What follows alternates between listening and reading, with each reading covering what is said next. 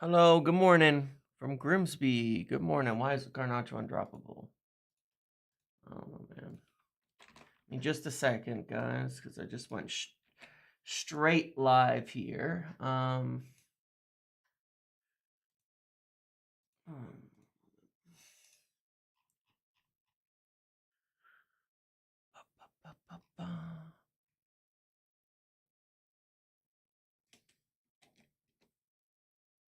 Okay. Good day, everyone. How are we? Yeah, I'm tired of it as well. It's illogical, saying earlier in the week that my hope was that if we weren't in like straight survival mode, that we would play for the future. That we would, build something, aim to build for the future. But instead, we're playing two near retirees in the midfield. And I don't get it. And moving our best winger to the opposite side every week. What is the point, man? What are we doing? What is the point? Why are we moving? Like, let me just let's look at something that's kind of crazy, right? When Rashford, after being out of form for ages, out of form for a long time, goes and scores a bunch of goals against Barnsley. He's then rotated against Crystal Palace. When he goes against Porto and scores, he's rotated at 45 minutes. And since then, playing on the right-hand side. Self-sabotage. That's all that is. Højlund has a good game at the weekend. Gets benched in the midweek. I can understand that for injury reasons. Ugarte has his best game and then doesn't play again immediately. This is like crazy self-sabotage. How are you supposed to get any continuity at all by doing this? How are you supposed to get any? Again, I'm not saying like Garnacho can't play. Why is Rashford being moved out of position for him? That doesn't make any sense. That does absolutely nothing. Ugarte is not ready for... How do you know? He hasn't played a game of Premier League football. He played once against Spurs when the whole team was dreadful. Casemiro isn't ready for Premier League football. He had a whole year of being terrible. Eriksen can barely move off the ball in Premier League football. None of them are going to be here for the long run. What's the point? What are we building? If the whole point is it's a process, we're building something, we're doing something, then what is the point of all of this? What is the point of all of this? Eriksen may be our most informed center mid if you watch only one half of the game. Half of our problems off the ball come from starting Eriksen deep. Half of them. Easily. You can watch every single game. You can watch it even in the midweek. Eriksen scores, but if you watch even their goal or the two saves that Onana had to make, all come from Eriksen not tracking his man out there to the side and letting that cross in and leaving Rashford against three players on that side. You can watch, if you watch him off the ball, you will see exactly the problem with our whole midfield. And yeah, it is getting nowhere. It's getting nowhere. There's really no point in all of this. He doesn't give us what control have we had. We have no control ever. We don't have control. And he played 90 minutes on Thursday. He doesn't have the legs for this. But even regardless of that,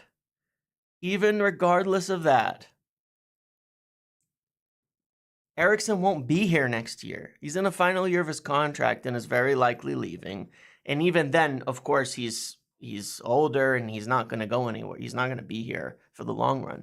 So what are we building? When Kobbie Mainoo comes back, let me ask you this question. When Kobbie Mainoo comes back in 2 weeks, where is he playing in this midfield? Where is he playing in this midfield? Where is he playing? Yeah, we had 39% possession. That's control, right? Where's Kobbie Mainoo playing? Is he going to play with Eriksson again and get injured in 2 weeks? Or is he not going to play? Because we're not setting up a midfield for the future. We're setting it up for game to game. Right wing, left back. I don't know, man. Our 10 is playing at right back today, apparently. We've got a 10 at right back today. Mazraoui's at right back. Our 10. What's going on there? Why are we doing that?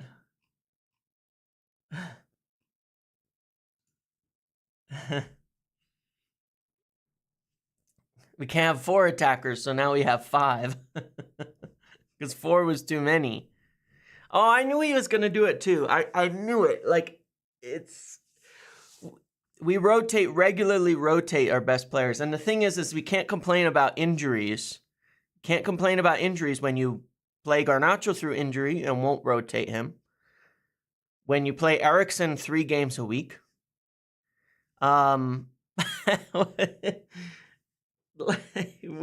We purposefully don't rotate a lot of players and then complain about injuries. That's crazy. That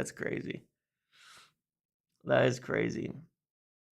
But where does Kobbie Mainoo come into this? Eriksson is not our best midfielder right now. If you don't see the holes that it opens up in the team, then it is what it is. The first half against Brentford, if you can watch it back, you can see exactly why it's so bad. We can't press. Eriksson's 2 steps behind his man every single time off of the ball.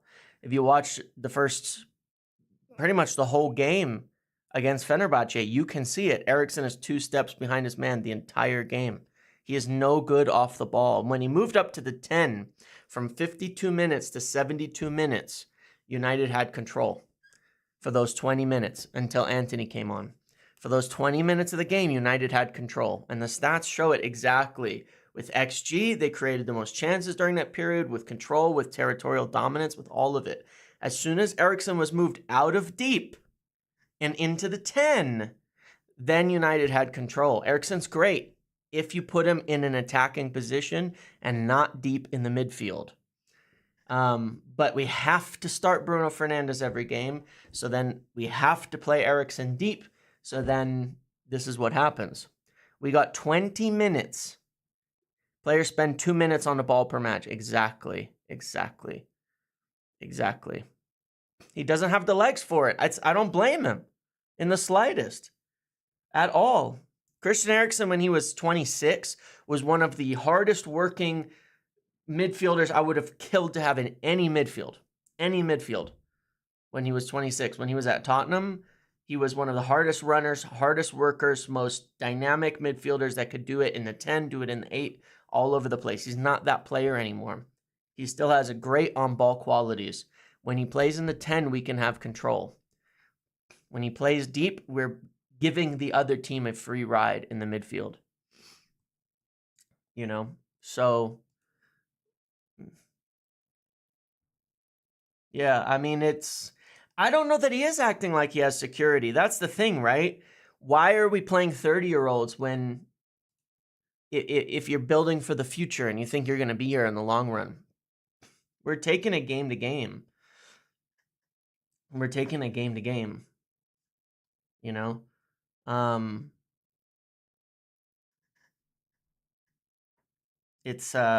Yeah, I mean, Eriksson I'm not blaming him. I blame Ten Hag for putting him there. You know? This is not building anything for the future. I understand, but look, this hasn't been most successful. We've been terrible. So you can't pick your favorites. Like, if we'd been getting good results for the last 3 years, then if last season was good, but Eriksson was on the bench almost all of last season, not playing. He was healthy for a good chunk of it, not playing. It's just survival mode. It's just survival mode. I don't get it. I don't know what the point is. Like, let me ask you this question, okay?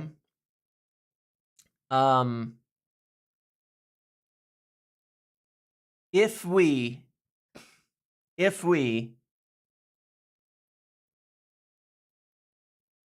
win this game, what does it do for us in the future? Because Rashford's not a right winger, and that midfield setup has nothing to do with how we're going to play in the long run. What does it actually do for us?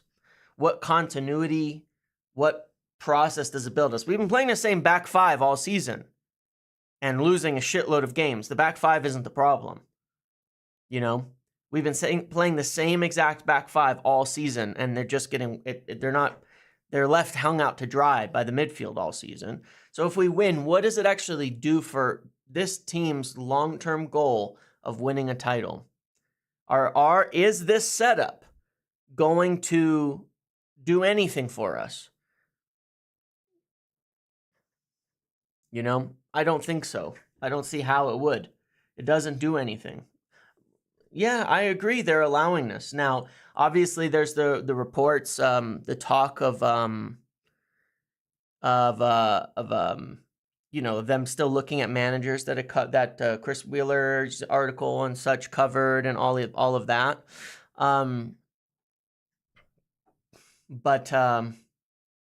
Yeah, I mean, yeah, I don't really get it. I mean, look, like I said, when you look at what's going to happen to this in game, it's the same as ever. You're going to be playing 3 on the run. Yeah, and Mullock confirmed it last night as well. Yeah. You're going to be playing 3 on the run, sending them long to try to get in behind, and we're going to see the same issues. This midfield is going to leave big gaps, and this forward line is going to leave big gaps. 4 games in a row, it just doesn't make sense. Do you think Ten Hag picks Garnacho over Ahmad just based on fit? He doesn't like Ahmad. When we started the season and Ahmad was playing, I kept saying, look, he's not going to start once Garnacho is fit. And people kept disagreeing with me. And I said, look, it's not about who I rate or anything. I'm just telling you the facts. Ten Hag doesn't rate Ahmad, whatever the reason. He doesn't rate Ahmad. He doesn't like him at all. It's obvious. Like, you can just see it. He doesn't rate him. He's got his favorites. This is Ten Hag, and nobody's getting in over his favorites when they're fit. To the point where Anthony is coming on before you. Like, imagine how down the shit list you have to be for Anthony to be getting minutes before you. No, yeah, look, the fact of the matter is what Ten Hag likes about forwards tends to be that they just run direct. They just run direct. They just play direct. That's all he really wants from his forwards. They just run at goal. Of course, that doesn't help Rasmus Højlund get chances, but just run at goal. And you don't look.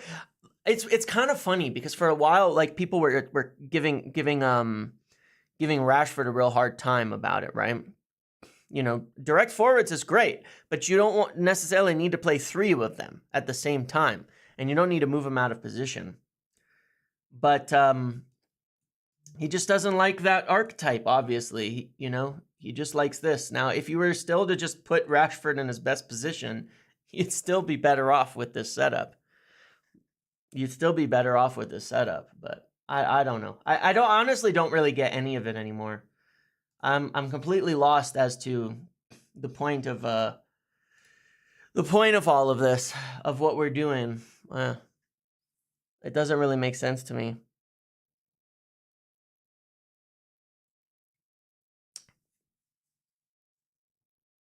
Like, this is not. If this is the long term, it's it's working on us actively making our front three worse by moving your best forward out of position. That doesn't make sense to me. It just doesn't. There's just too many things that don't make sense. But all of it comes down to, I mean, look, playing Mazraoui at the 10 in the midweek, all of it says is just that Ten Hag has lost the plot completely. He has no idea what he's doing. And that happens to people. That happens to people. They get too far in. He's completely lost the plot. I think the Mazraoui at the 10 was all the evidence anybody needed that Ten Hag has lost his fucking mind and has no idea what he's doing. It is really that simple. He has absolutely lost his mind, because that was the most idiotic, baffling decision in terms of a player choice I've ever seen. It makes absolutely no sense. Even putting Mazraoui deep and Eriksen in the 10 would have been like, oh yeah, that actually would make some sense, because you have your fullbacks invert into that role anyways, very often. But putting him at the 10 was the weirdest, most nonsense. Like it was somehow come up with the worst possible solution. And that was it. And that is pretty funny. But, look, when you have the club and a team talking about a process, this ain't no process. There is none.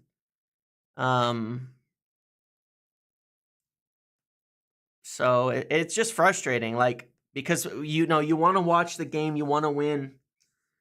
But what do we learn if we win? What do we learn if we win, What do we learn if we win? Just nothing. I don't know.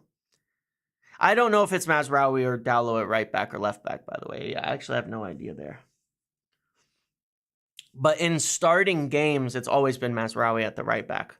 Like, Mazraoui has only come on in left back in terms of substitutes, not starting. Rashford started, hit form, dropped. Ahmad hit form, dropped. Ugarte, man of the match performance, then dropped. It's true. It's true. But yeah, I don't, I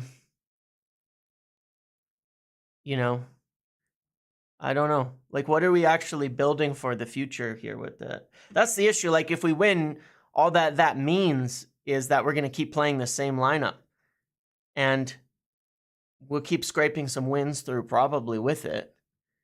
And then roll on summer, and we've played the whole season not doing what we're going to do next year. So, not doing what we're going to do next year. So what's the point of that? What is the point of that? That doesn't give us any progress. It means we just wasted a whole season. Yeah, I don't get that. So anyway, that's, I mean, it is what it is.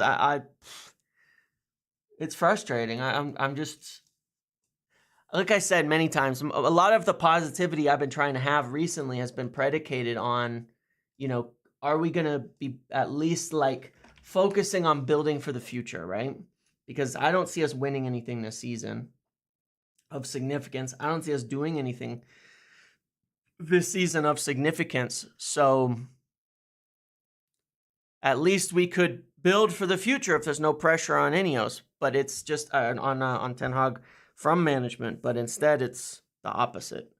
Instead, it's as survival mode as ever. It's over 30. At what point do players start thinking? Oh, already. You had plenty of them thinking this year, what the hell's going on in summer? But being convinced, all right, we're heading in a new direction. We're building something for the future. I mean, Bruno himself, right? He commented and said that he knows we're not ready to win yet, and that we're trying to build for the future to win. How is this reflecting that at all? How is this reflecting that at all? I don't see it. I would be fine with Ten Hag having more time, staying, if we were, for this season, given that we cannot get maybe our ideal manager right now, if we were playing a team that would build for the future, like if you were setting up the team the way that you want it to play moving forward, and just running that out each and every week, because we know what it is. It's going to be Ugarte. That's why he was signed. You're going to have to rotate these wingers and forwards in, which we're not doing now. We're not rotating on the wings anymore, except moving our best winger out of position.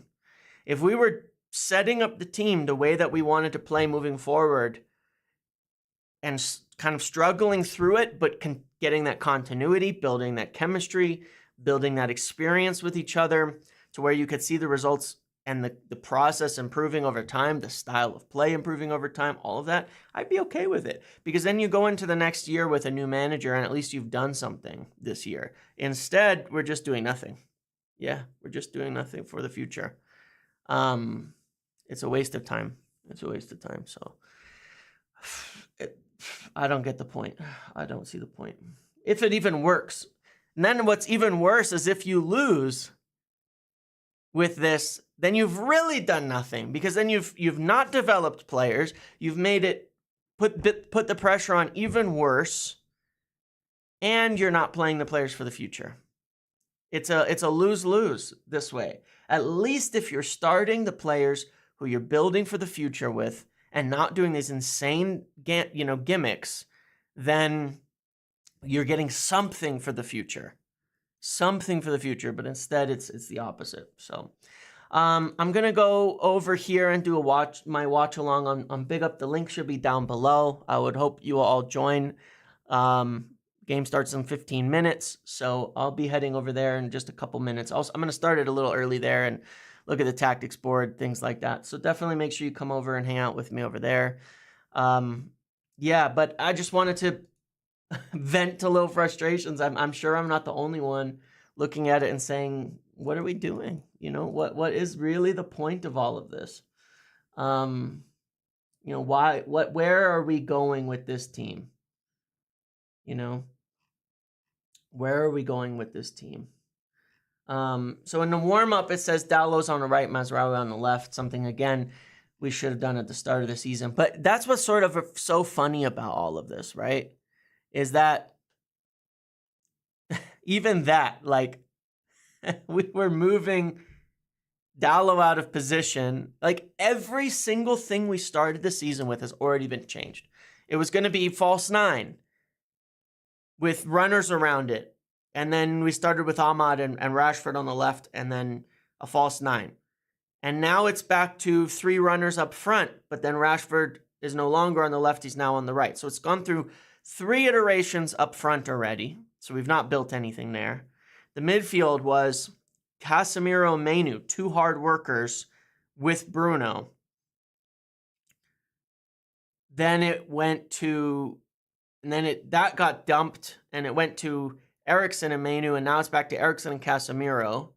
But at least there's continuity in that Bruno has to start every game, no matter how bad he's been. And then in the back line, we're swapping fullbacks now, something we probably should have done earlier. If Dalot's going to be our right back, then he should have stayed as our right back. We were inverting on the left. No, sorry, we weren't inverting for 2 games, and then we started inverting for the next 5 games, and then we stopped inverting for 2 or 3 games, and now we're swapping fullbacks again. There has been no continuity in any decision across the 11 and across how we play the whole season. There's just nothing. We might still win, but we're not building anything. It's going to change. Every time a result goes poorly or goes well, it changes what we're doing. That is not how you build a team. That is not how you build a team. West Ham away, I honestly don't think we will win, though. I mean, we've not had good results there. I know they're bad, but they're not actually, like, I looked at the stats on that the other day, right? In the video on Friday. They are here. They're bad. So bad that they're pretty much the same as us. Barely different. They're one rank below us by 0.16 XG created. And people think of them as really bad. And then they are a little bit, they've conceded one more XG against. So they're basically as good as us, and we're playing away. Like, their performances have been bad, but relative to us, about the same as us. So, battle of the mid-table clubs, and we are away. So, God, I do not expect. I honestly don't expect us to win. There's games I have, but away against West Ham, I don't really think we will. Anyway, I'm gonna end it here. Come join me on the watch along, and hopefully it's enjoyable. Thursdays was damn frustrating. Most of them have been damn frustrating, but we'll try to enjoy it. We'll try to have fun with it. Okay. Get a hat. Oh, I have a hat. My hair's a little bit messy today too, so I could put my hat back on. But no. I will see you over there. Thanks for watching. Enjoy the game. Hopefully we do win. Hopefully it goes better than expected. That would be nice. I don't expect much, but hopefully. Okay? All right. I'll see you guys over there if you're going to come join me. Have a good one.